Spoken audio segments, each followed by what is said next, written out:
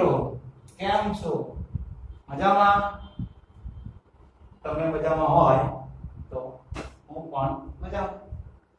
વિદ્યાર્થી મિત્રો, આજના લેક્ચરની અંદર આપણે મધ્યકનું એક બીજું સ્વરૂપ, જેને મિશ્ર મધ્યક, બીજો ભાગ જેને કહેવાય મધ્યકનો છે, એ આપણે ભણવાના છે. મિશ્ર મધ્યક એનું નામ જ છે મિશ્ર મધ્યક. શબ્દ તમે સાંભળ્યો હશે, મિક્સ કરવું. મિક્સ કરવું એટલે કે ભેગું કરવું. તો એવી જ એક વાત છે અહીંયા મિશ્ર મધ્યક. ઓકે, તો જોઈએ ત્યારે મિશ્ર મધ્યક એના દાખલા તરીકે એક્ઝામમાં પૂછાતા હોય છે વિભાગ C ની અંદર, 2 માર્ક્સ ની અંદર. ઓકે, ખાસ ધ્યાન રાખજો વિદ્યાર્થી. તો એની અંદર આ મિશ્ર મધ્યક, એની સૌથી પહેલા વ્યાખ્યાની વાત કરીએ તો વ્યાખ્યામાં એવું કહે છે કે જ્યારે બે કે તેથી વધુ સમૂહના અવલોકનોની સંખ્યા અને તેમના મધ્યક આપેલા હોય ત્યારે તે તમામ સમૂહોને ભેગા કરી જે સંયુક્ત સમૂહનો મધ્યક શોધવામાં આવે છે તેને મિશ્ર મધ્યક કહેવામાં આવે છે. એને કહેવાય મિશ્ર મધ્યક. શું હોય થોડું ફરી સમજીએ. મિશ્ર મધ્યક તમને બે કે તેથી વધુ સમૂહ આપેલા હશે. કારીગરોની સંખ્યા, પુરુષ કારીગરોની સંખ્યા, સ્ત્રી કારીગરોની સંખ્યા, તો આવા અલગ અલગ સમૂહ આપેલા હશે. હવે એ સમૂહના અવલોકનોની સંખ્યા તો આપેલા છે. તમને કીધું હશે આટલા કારીગરો, 20 કારીગરો, 20 સ્ત્રી કારીગરો, 50 પુરુષ કારીગરો, આવું તમને કીધેલું હશે. પછી એટલે કે અવલોકનની સંખ્યા આપેલી હશે, કેટલા કે બે કે તેથી વધારે. ત્યાર પછી તેમના મધ્યક પણ આપેલા હશે કે સ્ત્રી કારીગરોનો મધ્યક આટલો, પુરુષ કારીગરોનો મધ્યક આટલો. આવી રીતે તમને એના મધ્યક પણ આપેલા હશે. તો ત્યારે તમારે શું કરવાનું છે તો કે તે તમામ સમૂહોને ભેગા કરવાના છે. એ તમામ સમૂહોને ભેગા કરવાના છે અને જે સંયુક્ત સમૂહનો મધ્યક શોધવામાં આવે, આખા સમૂહનો મધ્યક, જેટલા કારીગરો છે, પુરુષ સ્ત્રી બધા જ કારીગરોનો સમૂહનો મધ્યક, એને કહેવાય મિશ્ર મધ્યક. આપણો આ બીજો ભાગ. એને સંકેતમાં જે છે, જેમ કે આપણે x બાર મધ્યકને સંકેતમાં x બાર કહેતા, જ્યારે મિશ્ર મધ્યકને x બાર c કહેવામાં આવે છે. Combined mean c. તો સંકેત યાદ રાખવાનો x બાર c. સમજીએ થોડું એવું વધારે ઉદાહરણ દ્વારા. તમને એવું કહેવામાં આવે કે એક બાજુ છે છોકરીઓ અને બીજી બાજુ છે છોકરાઓ. માની લઈએ તમને એમ કીધું કે છોકરીઓ 20 છે, છોકરાઓની સંખ્યા એ 30 છે. સમજો વિદ્યાર્થી, છોકરીઓની સંખ્યા 20 આપી છે, છોકરાઓની સંખ્યા 30 આપી છે. તો આ બે અલગ અલગ સમૂહ થયા છે. છોકરીઓનો સમૂહ અને છોકરાઓનો સમૂહ. અવલોકનોની સંખ્યા એટલે કે 20 અને 30 આ તમને આપેલી છે. તેમના મધ્યક પણ આપેલા હોય. આપણે માની લઈએ કે છોકરીઓની સંખ્યાઓનો મધ્યક તમને આપેલો છે 10 અને છોકરાઓની સંખ્યાઓનો મધ્યક આપેલો છે 14. આ તમને શું આપેલું છે? અવલોકનો. આ શું આપ્યું છે? મધ્યક. તો અવલોકનો આપેલા છે 20 અને 30, મધ્યક આપેલો છે 10 અને 14. એટલે કે અવલોકનોની સંખ્યા અને તેમના મધ્યક આપેલા હોય ત્યારે તે તમામ સમૂહોને ભેગા કરી આને ભેગા કરવામાં આવે છે. છોકરાઓની સંખ્યા, છોકરીઓની સંખ્યા, છોકરાઓની સંખ્યા, એટલે કે ભેગા કરીએ તો કુલ વિદ્યાર્થીઓ કહેવાય. શું કહેવાય? કુલ વિદ્યાર્થી. તો પહેલા અવલોકનોની સંખ્યા ભેગી કરીએ તો એ શું થશે? 20 અને 30, એટલે કે એ થશે 50. પણ હા, સંયુક્ત સમૂહના મધ્યક શોધવામાં આવે છે. આ બે આપણે અવલોકનોની સંખ્યા ભેગી કરી તો એના કુલ વિદ્યાર્થીઓ કુલ સંખ્યા કેટલી થઈ 50 તો એ સંયુક્ત સમૂહનો મધ્ય આ 50 જે થઈ કુલ વિદ્યાર્થીઓ એનો મધ્યક શોધવામાં આવે આનો મધ્યક શોધી આપણે તો એને મિશ્ર મધ્યક કહેવામાં આવે ઓકે એને શું કહેવાય મિશ્ર મધ્યક તો જુઓ તમારી પાસે આ 20 જે છે ને આ 20 એક અવલોકન છે જેને n1 કહેવાય આ 30 જે છે છોકરાઓ એ બીજું અવલોકન છે જેને n2 કહેવાય બીજું અવલોકન હજુ કદાચ કોઈ છોકરીઓ અમુક પેલા કોઈ 3 ગ્રુપ આપેલા હોય તો પછી એ n3 કહેવાય કોઈ 4 ભાગ આપેલા હોય તો એ n4 કહેવાય ઓકે તો આ n1 n2 ને ભેગા કરીએ તો તમને આ જે 50 મળ્યા ને એને કેપિટલ n કહેવાય કુલ વિદ્યાર્થીઓ કુલ કારીગરો ત્યાર પછી તમને જે મધ્યક આપેલા છે એ તો મધ્યક તમને આપેલો છે એ આ પહેલો જે મધ્યક છે પહેલા અવલોકનનો તો એને x બાર 1 કહેવાય મધ્યકને x બાર અને પહેલો સમૂહ છે તો એને 1 આ પણ છોકરાઓનો મધ્યક છે 14 તો એ મધ્યક છે એના માટે x બાર પણ બીજો સમૂહ થયો એના માટે x બાર 2 અને અહીંયા આગળ જુઓ આ શું છે કુલ બંનેનું ભેગું તો જ્યારે પણ કુલ શબ્દ વાપરેલો હોય મિશ્ર મધ્યકમાં તો તમારે સમજી જવાનું કે એ તમારે x બાર c શોધવાનો છે x બાર c બોલો તો મિશ્ર મધ્યક તો આ એક સરસ મજાનું એક્ઝામ્પલ આવો તમે કારીગરોની સંખ્યામાં લઈ શકો કારીગરો પુરુષ કારીગરો સ્ત્રી કારીગરો કુલ કારીગરો આપણે લેવલ નથી આપણને તો રકમ આપેલી જશે ને એના બદલે તમારે બે સમૂહ આપેલા હોય તો બે ત્રણ સમૂહ આપેલા હોય તો ત્રણ બધાને ભેગા કરો મિશ્ર મધ્યક શોધો પણ શોધશો કઈ રીતે સૂત્ર તો જોઈએ ને એના માટે એના ઉપર તો પાવે ને તો જોઈ લઈએ સૂત્ર આપણે તો આ નંબર 4 એનું સૂત્ર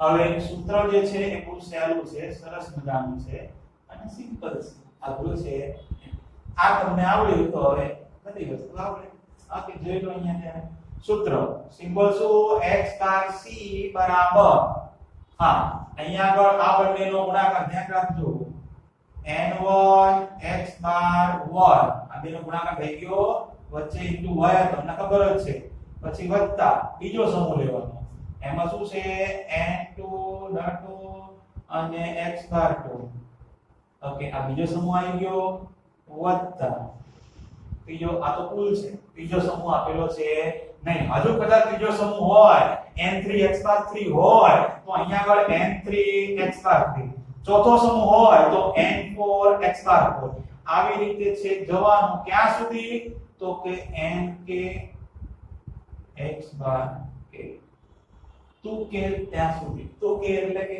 k સુધી જેટલા સમૂહ આપેલા હોય ત્યાં સુધી અને ભાગ્યા એવરેજ કાઢવાની ને સરેરાશ તો ભાગ્યા તમારા અવલોકનની સંખ્યા n1 n2 ક્યાં સુધી તો કે nk સુધી છે જેટલા અવલોકન આપેલા હોય બધા લખી દેવાના અવલોકન અને કુલ તમે કોઈ એમ લખે કેપિટલ N તો પણ ચાલે કેપિટલ N એટલે શું બધા n1 n2 તો આ તમારું સરસ મજાનું સૂત્ર છે જેની અંદર જે n1 x બાર 1 છે અહીંયા લખી દઉં છું n1 n2 થી લઈ છે nk આ શું દર્શાવે છે તો કે સમૂહના અવલોકનોની સંખ્યા દર્શાવે છે અને આ જે છે તમારા x બાર 1 x બાર 2 એ x બાર k સુધી છે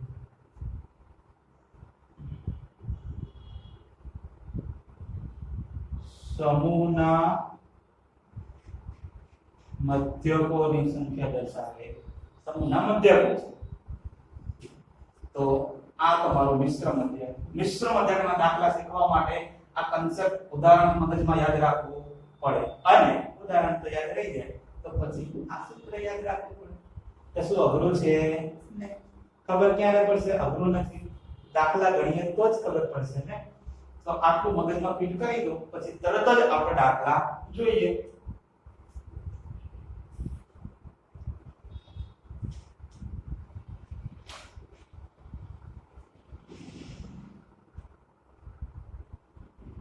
ઓકે, તો વિદ્યાર્થી મિત્રો દાખલા જોયા તમે? સોરી, દાખલા તો હજુ હવે જોઈશું ને. આ તમે જોઈ લીધું હોય તો હવે દાખલા જોઈએ. ઓકે, તો એના માટે તમારી ચોપડી કાઢો. ચોપડીની અંદર સ્વાધ્યાય 3.2 ઉપર આવી જાઓ. સ્વાધ્યાય 3.2 અને એની અંદર તમારે દાખલો છે પહેલો, પેજ નંબર 81. 81 નંબરના પેજ ઉપર દાખલા નંબર 1 એની રકમ વાંચો. ત્યાં સુધી ફટાફટ હું થોડું એવું રિમૂવ કરી દઉં. સ્માર્ટ વર્ક તો નહીં થાય ને.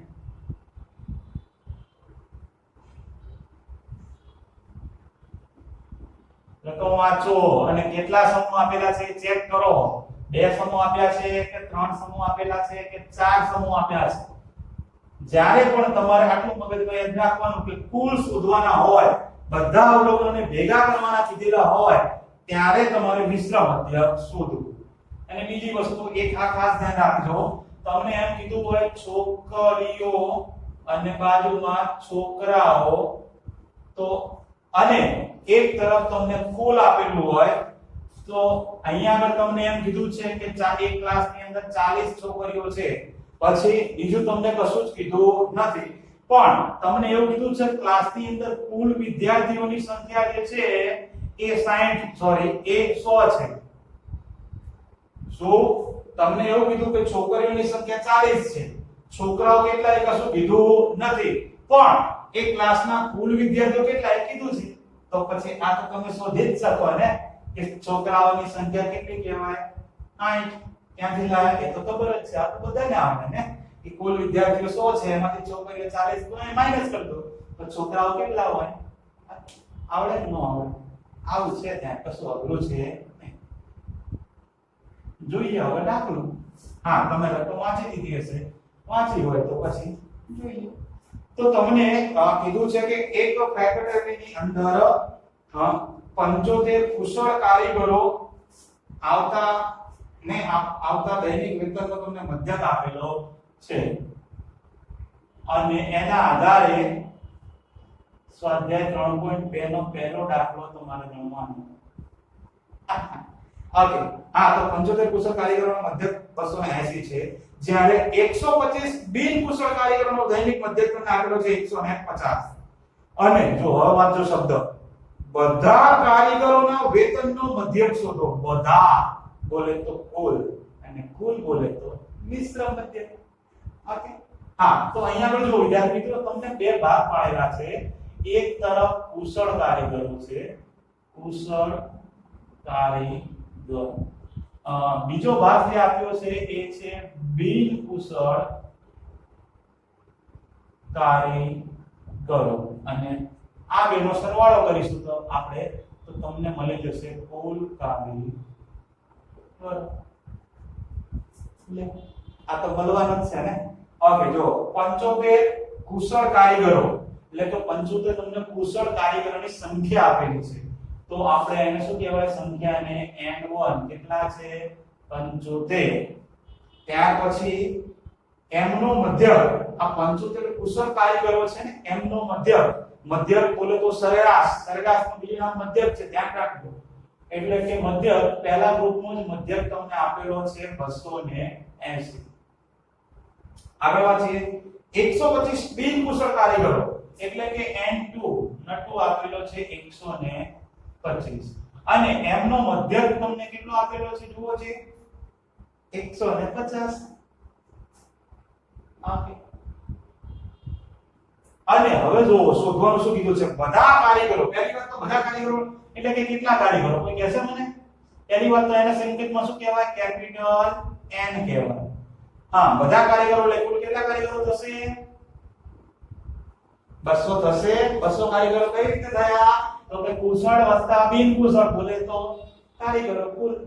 ઓકે, તો આ બધા કારીગરોની સંખ્યા તમને મળી ગઈ એટલે કે 200, અને એનો તમારે મધ્યક શોધવાનો છે. આનો મધ્યક, કુલ કારીગરોનો મધ્યક, બધા કારીગરોનો મધ્યક એટલે કે x બાર c. કશું જ કરવાનું નહીં. હવે આવડે અહીંયા આગળ હેડિંગ આપી દેવાનું. જો કશું નથી કરવાનું કે આ બધા કારીગરોના દૈનિક વેતનનો મધ્યક, બધા કારીગરોના વેતનનો મધ્યક. અને તમારે મિશ્ર મધ્યકનું સૂત્ર આપી દો કે x bar c is equal to n1 into x bar 1 plus n2 x bar 2. જો હવે તમારે અહીંયા દાખલો ગણો છો, સૂત્ર સમજાવતો નથી, બરાબર?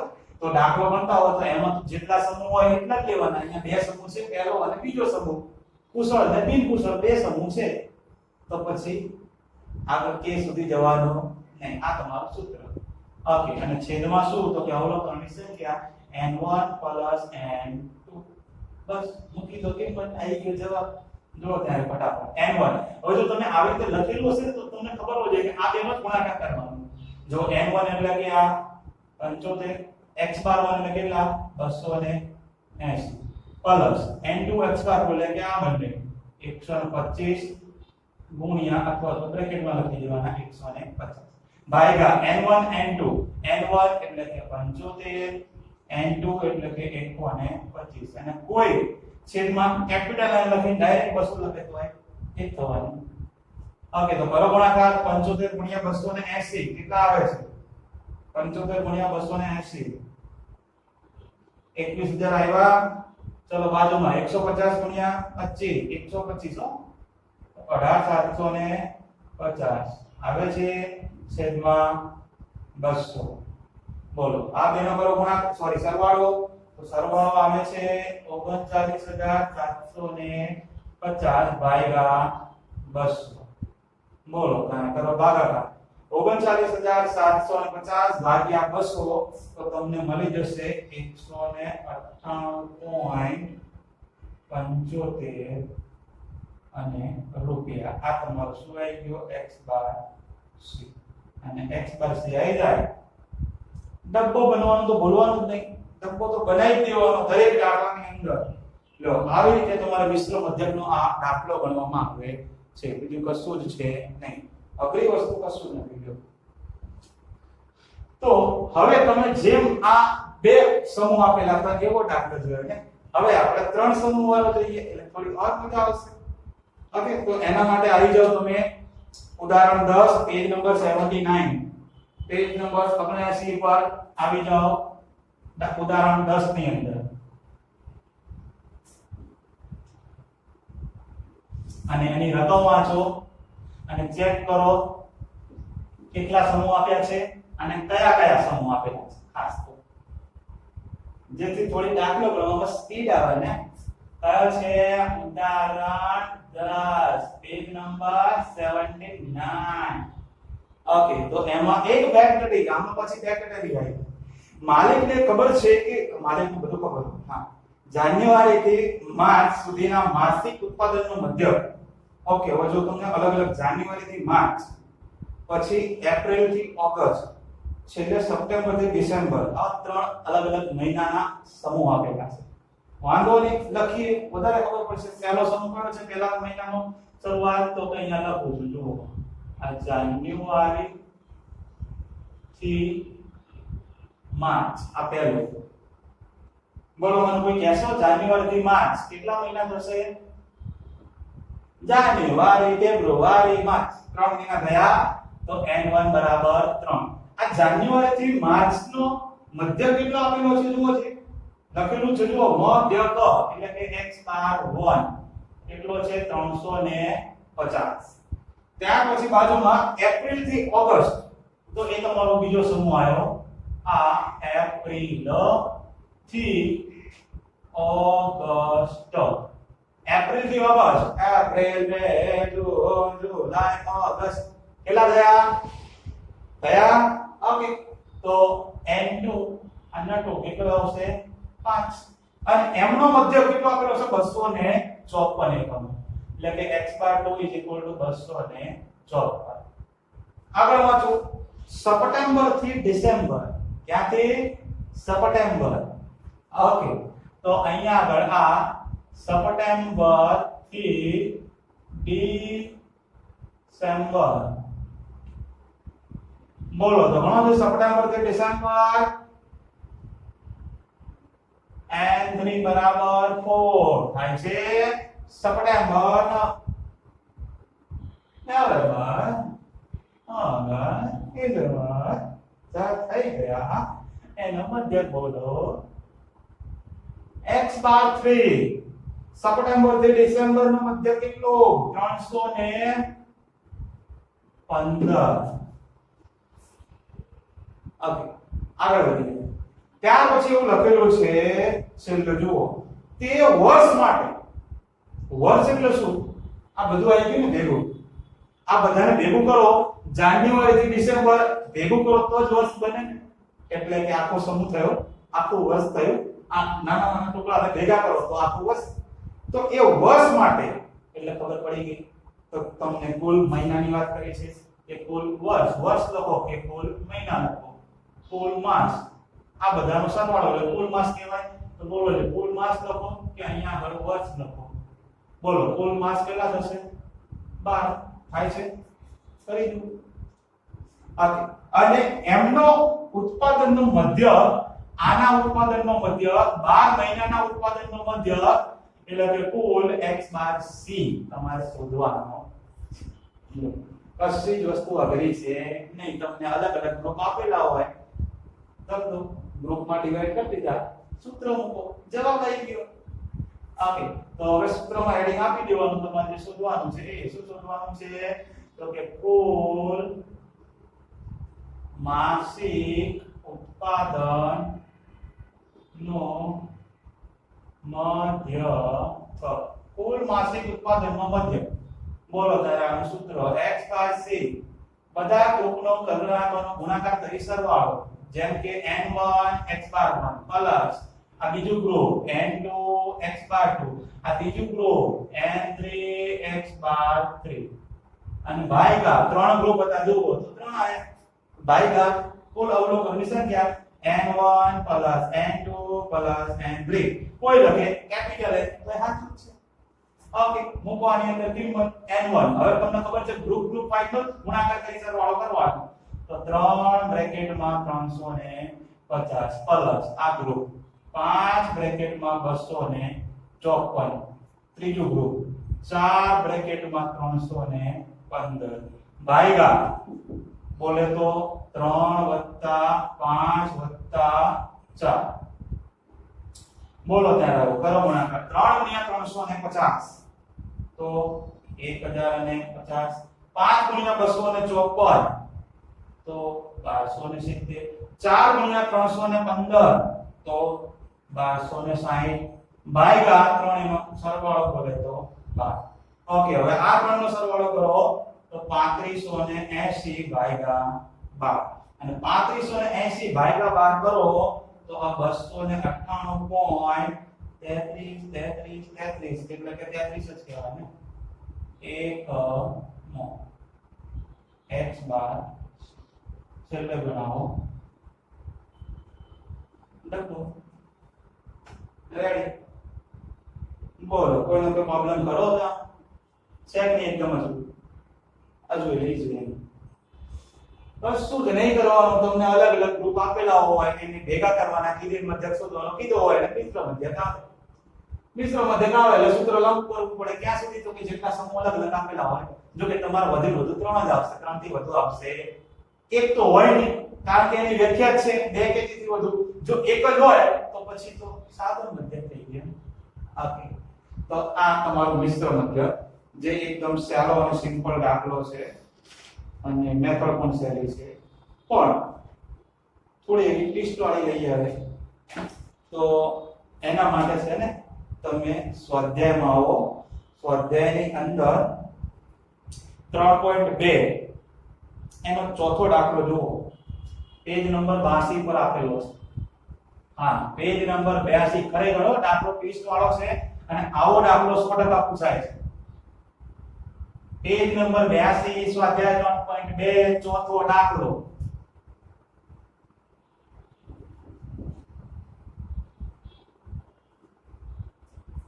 અઘરું કશું જ નથી યાદ સૂત્ર આવે મિશ્ર મધ્યકનો દાખલો હોય ન્યાય સ્વાધ્યાય 3.2 ચોથો દાખલો પેજ નંબર ક્યાં બોલો મને સંભળાતું નહીં તો તમે બોલો તો 82 ઓકે એ દાખલામાં એવું કંઈક લખ્યું છે કે એક વિદ્યાર્થીને 7 થિયરી પેપરમાં મળતા ગુણનો મધ્ય તમને આપેલો છે 7 થિયરી પેપરમાં મળતા ગુણનો મધ્ય 62 આગળ વાંચીએ 3 પ્રેક્ટિકલ પરીક્ષામાં તેના ગુણનો મધ્ય કેટલો હોવો જોઈએ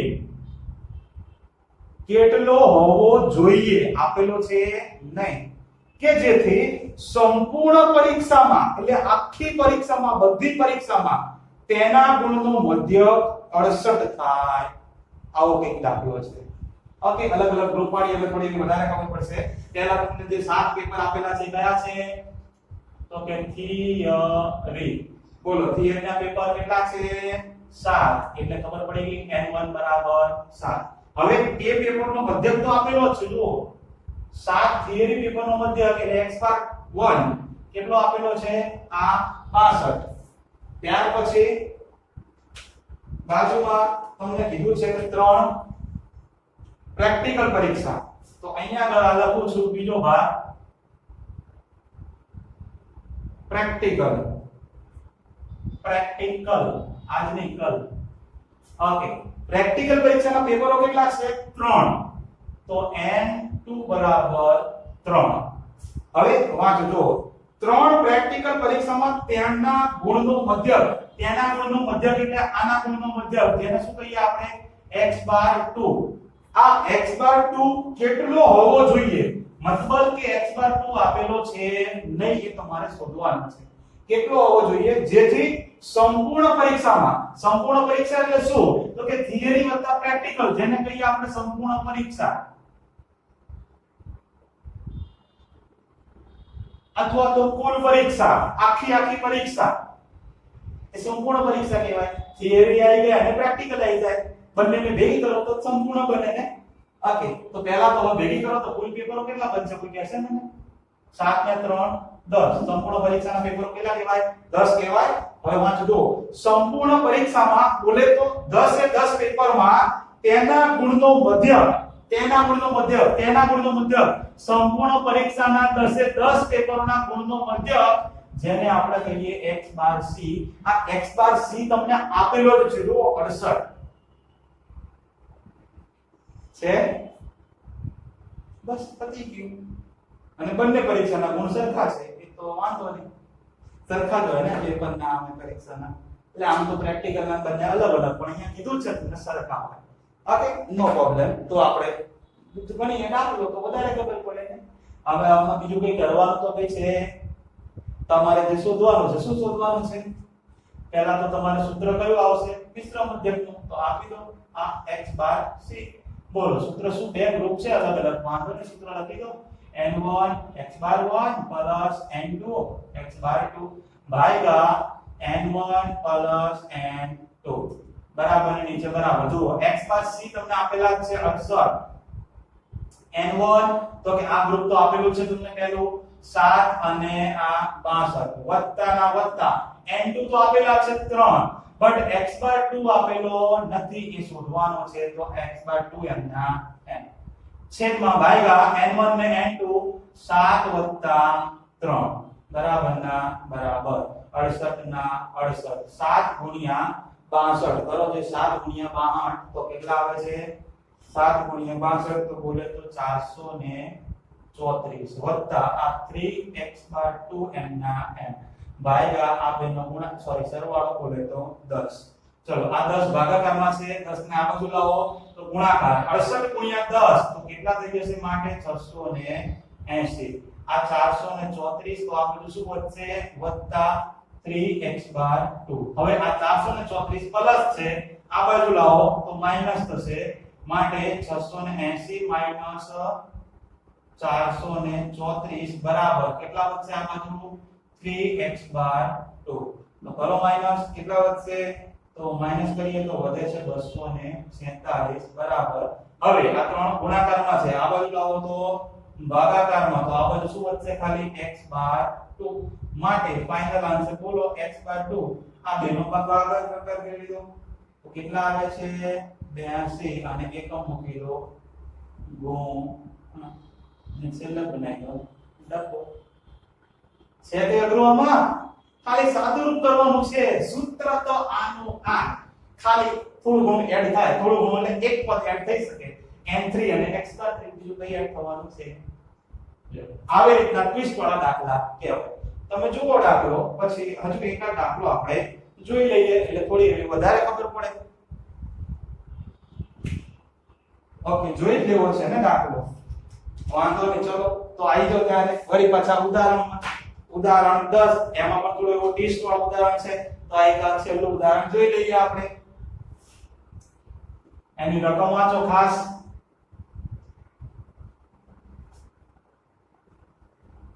તો જ ખબર પડે ને કે કેટલા સમૂહ આપેલા છે અને શું શોધવાનું છે ટેસ્ટ વાળું કંઈક શું છે એની અંદર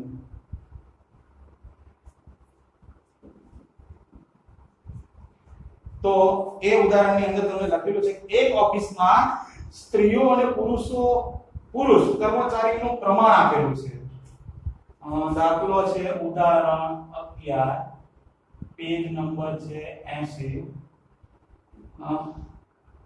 સ્ત્રીઓ અને પુરુષ કર્મચારી સ્ત્રી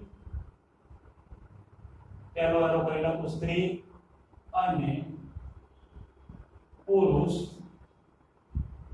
કર્મચારી નું પ્રમાણ 1:2 સ્ત્રી અને પુરુષ કર્મચારીનું પ્રમાણ આપ્યું છે 1:2 એટલે કે કોઈ ઓફિસ છે હવે એ ઓફિસની અંદર કેવું છે તો કે સ્ત્રી અને પુરુષ બંને પ્રકારના કર્મચારીઓ કામ કરે છે અને એ કર્મચારીઓની અંદર સ્ત્રીઓ કેટલી છે અને પુરુષો કેટલા એનું એક પ્રમાણ આપેલું છે તમને જો તો સ્ત્રી અને પુરુષ કર્મચારીનું પ્રમાણ કેટલું છે 1:2 એક ભાગની સ્ત્રીઓ છે અને બે ભાગના પુરુષો 1:2 એક સ્ત્રી છે સામે બે પુરુષો છે એટલે કે ડબલ છે 10 સ્ત્રીઓ હોય તો ઓફિસમાં 20 પુરુષો છે આવી રીતે 1:2 નું પ્રમાણ તમને આપેલું છે ઓકે આવું પ્રમાણ તમને આપેલું છે હવે આગળ શું કીધું છે સ્ત્રીઓ અને પુરુષોની ઉંમરના મધ્યકો અનુક્રમે આપેલા છે ઓકે મધ્યકો આપેલા છે મધ્યકો બોલે તો x બાર y બાર આ બધું આપેલું છે ઓકે આગળ વધીએ અને ઓફિસના બધા કર્મચારીઓ બધા એટલે ખબર પડી કે મિશ્ર મધ્યક ઓકે વાંધો નહીં ચલો પહેલા તો તમને અહીંયા આગળ આવી રીતે વસ્તુ કીધી છે ડાયરેક્ટ સંખ્યા નથી આપી તો તમારે ધારવી પડે તો અહીંયા આગળ લખો કે ધારો કે સ્ત્રીઓની સંખ્યા આપણે લઈ લઈએ કે a છે કેટલી છે a તો પુરુષોની સંખ્યા કેટલી કોઈ કહેશે મને આ પ્રમાણ જોઈ 1:2 એક સ્ત્રી બે પુરુષો તો સ્ત્રીઓની સંખ્યા a હોય તો પુરુષો કેટલા થશે 2a ડબલ ઓકે અને બસ તો હવે તમારો ભાગ પાડી દો જે પાડવાના કીધા છે તો કે આ સ્ત્રી છે પછી સ્ત્રી કર્મચારી છે ને પછી પુરુષ કર્મચારી છે અને કુલ કર્મચારી ઓકે બોલો હવે n1 સ્ત્રીઓની સંખ્યા કેટલી છે તો કે a આપેલી છે નહીં પણ a આપણે ધાર્યા છે ને ઓકે તો એ રીતે અહીંયા આગળ n2 2a તો અહીંયા આગળ કેપિટલ N a વત્તા 2a બોલે તો 3 બેનો સરવાળો કરો તો જ બને ને ઓકે હવે મધ્યક વાંચો જો લખેલું છે પુરુષ અને સ્ત્રીઓની ઉપરના મધ્યકો અનુક્રમે પહેલો જે હોય સ્ત્રીનો મધ્યક હોય તો x⁴1 એ છે 34 વર્ષ બાજુમાં જે બીજો હોય એ x⁴2 હોય તો એ છે 37 વર્ષ અને બધા કર્મચારીઓનો મધ્યક શોધવાનો છે x⁴c તમારે શોધવાનો હવે આમાં અઘરું કશું નથી જુઓ ખાલી તમને સ્ત્રીઓ કે પુરુષોની સંખ્યા આપી છે નહીં એ નથી આપી મધ્યક શોધવાનો એકદમ સહેલું છે જુઓ તમે અહીંયા આગળ આપણે હેડિંગ આપી દઈએ કે x bar c is equal to બોલો સૂત્ર શું આવે n1 x બાર 1 પ્લસ n2 x બાર 2 ભાગ્યા n1 પ્લસ n2 ગભરાવાનું નહીં ખાલી કિંમત મૂકો ઓટોમેટિક ખબર પડી જશે x બાર c આપેલો નથી શોધવાનું બરાબર ના બરાબર n1 કેટલો છે a સોરી પ્લસ નો આવે ને x બાર 1 34 એટલે કે આ બ્રેકેટમાં પ્લસ n2 નટુ 2a x બાર 2 એટલે કે 37 ભાગ્યા n1 પ્લસ n2 એટલે કે a + 2a બરાબર ના બરાબર ચલો a ગુણ્યા 34 એટલે શું થશે 34 a કહેવાય પ્લસ બોલો 37 ગુણ્યા 2a તો 37 ગુણ્યા 2a એટલે 37 ગુણ્યા 74 એ છેદમાં કરો સરવાળો a + 2a એટલે કે 3a બોલો આવડે છે એનો સરવાળો કરતા 34a + 74a તો થઈ જશે 108a અને છેદમાં 3 a તો છે આ a શું થઈ ગયા તો શું વધ્યું 108 ભાગ્યા 3 તો કરો ને કેમ બેસી રહ્યા છો 108 ભાગ્યા 3 બોલે તો 36 અને બ્રેકેટમાં એકમ તમને આપ્યો છે બસ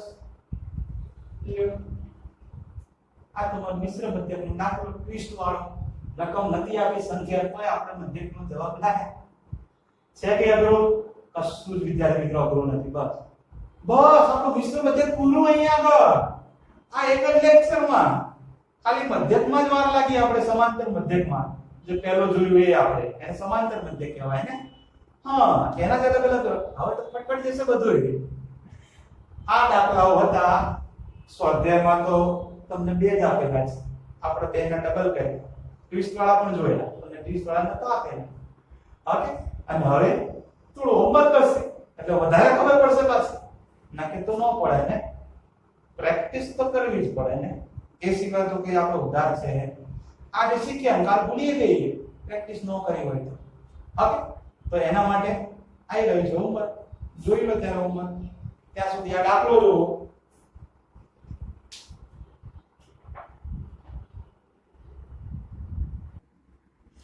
હા વિદ્યાર્થી મિત્રો આ છે આજનું આ સરસ મજાનું આપણું હોમવર્ક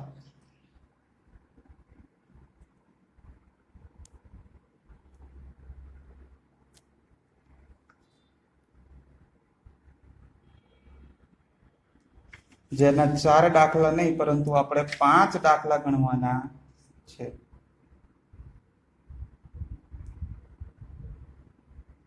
અને સાથે એના આન્સર પણ આપેલા છે